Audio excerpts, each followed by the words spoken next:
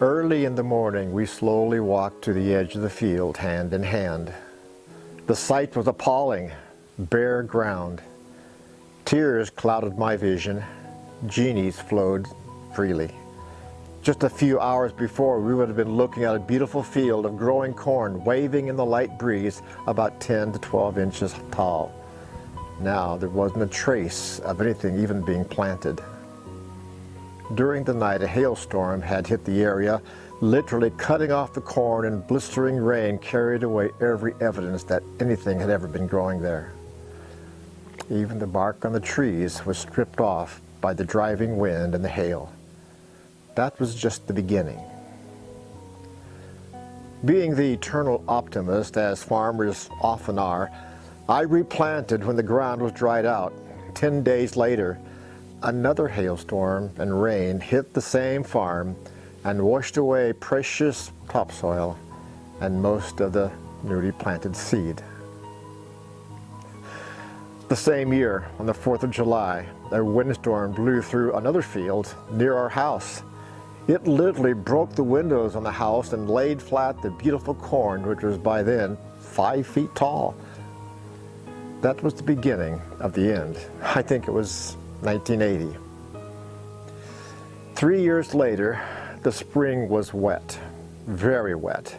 We had recently moved to a new farm.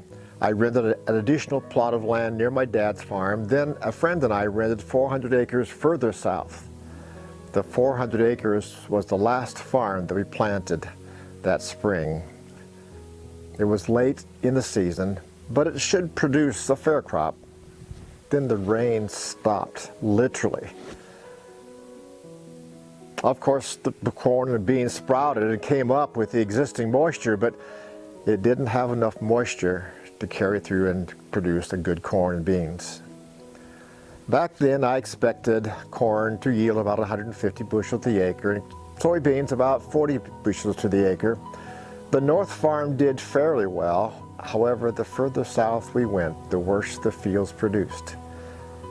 In the end, the corn produced 5 bushels per acre and the beans 12 bushels per acre. It was devastating.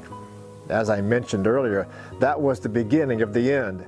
With the interest rates over 20% and low yields, I couldn't survive. I was bankrupt. Then my father was diagnosed with cancer. He died in April of 1986. I lost my dad, and we lost the family farm and everything with it. The farm sale was March of 1987.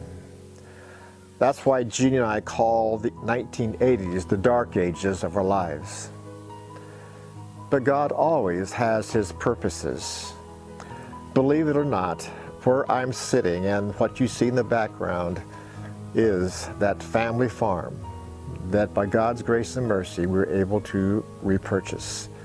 You can read about our whole story in A Determined Hope.